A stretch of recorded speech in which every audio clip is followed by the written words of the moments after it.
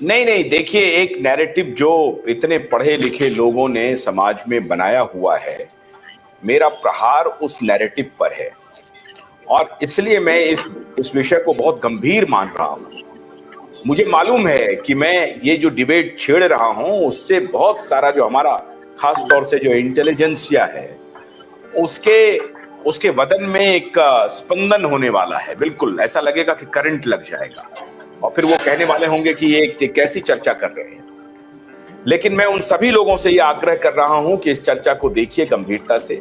मैं अपना इनपुट कुछ भी नहीं दे रहा हूं। जो हमारे डॉक्टर्स हैं, जो विद्वान डॉक्टर्स हैं, मैं उनके डिस्कोर्स को आपके सामने रख रहा हूं विदाउट इंटरप्टिंग मोर।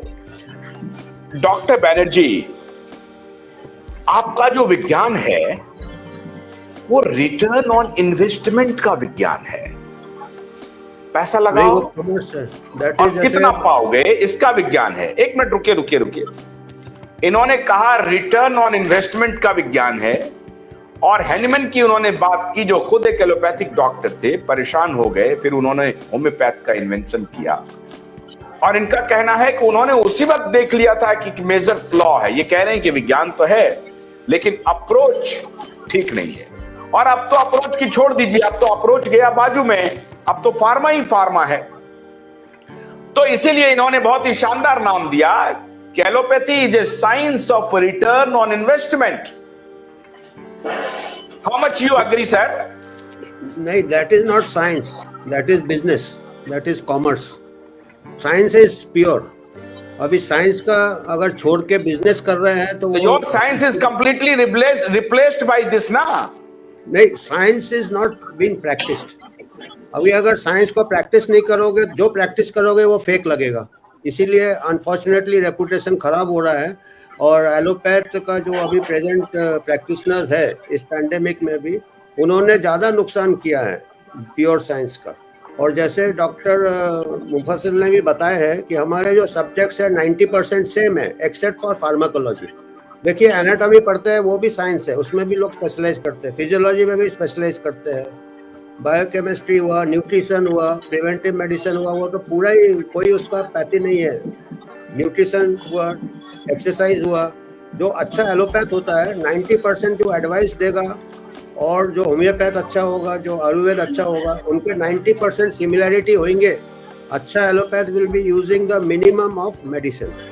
और अगर मेडिसिन यूज कर रहा है तो वो चाहे कोई भी डॉक्टर हो, nature is the best physician. तो कई बार अभी देखिए प्रॉब्लम क्या है कि मोस्ट ऑफ दिस ड्रग्स, अभी one of the major cause of ill health and death is the drug reaction, iatrogenesis जिसको कहते हैं। तो ये क्या है, एलोपैथिक का ये सबसे बड़ा ड्रॉबैक है, because blind pushing by pharma और मल्टीपल मेडिकेशन साथ में लेते हैं। अब किस दवाई का ड्रग रिएक्शन हो रहा है वो पिन पॉइंट करना मुश्किल है। तो बाकी जो है प्रैक्टिशनर्स हैं होम्योपैथिक के जरा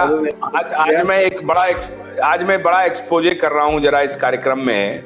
doctor Veena, doctor Sanjay Jain, doctor मुफस्सिल एंड डॉक्टर सांखला, जरा मैं एक एक्सपोजे जरा कर दूं। जरा सुनिए, जरा एक्सपोजे सुनिए किस प्रकार से डॉक्टर अमिताभ बनर्जी किस प्रकार से लुक डाउन करते हैं दूसरे पैथी पे।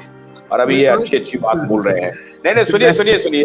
डॉक्टर बनर्जी के पिताजी होम्योपैथ के बहुत बड़े डॉक्टर थे। सुनिए, डॉक्टर मुफस्सिल, डॉक्टर सांखला सुनिए, डॉक्टर वीना सुनिए, डॉक्टर जैन। डॉक्टर बनर्जी के पिताजी होम्योपैथ के प्रैक्टिशनर, बड़े डॉक्टर, और इन्होंने अपने पिताजी पे लुक डाउन किया। वो तो सलीम और अकबर का भी हुआ था, लुक डाउन किया। और ये कोई मतलब नहीं है इसका। देखिए, वो तो बाप बेटे में तो सलीम अकबर में भी ऐसे ही हुआ था। तो डॉक्टर बैनर्जी, आपने होम्योपैथी को अनारकली बना दिया, चुनवा दिया।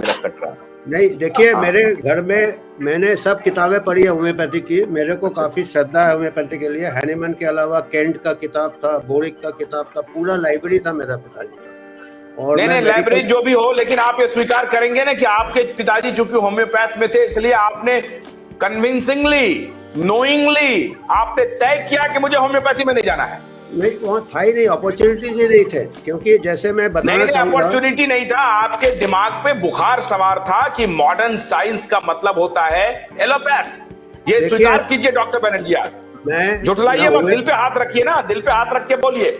जैसे आप जब आप मैं अभी ना एलोपैथी प्रैक्टिस करता हूँ, ना होम्योपैथी प्रैक्टिस करता हूँ, ना आयुर्वेदिक प्रैक्टिस करता हूँ। मैं एपिडेमोलॉजिस्ट हूँ, मैं गिनता हूँ। I am a score card keeper. आप लोग स्कोर करें, रन करें, मैं हिसाब रखूंगा।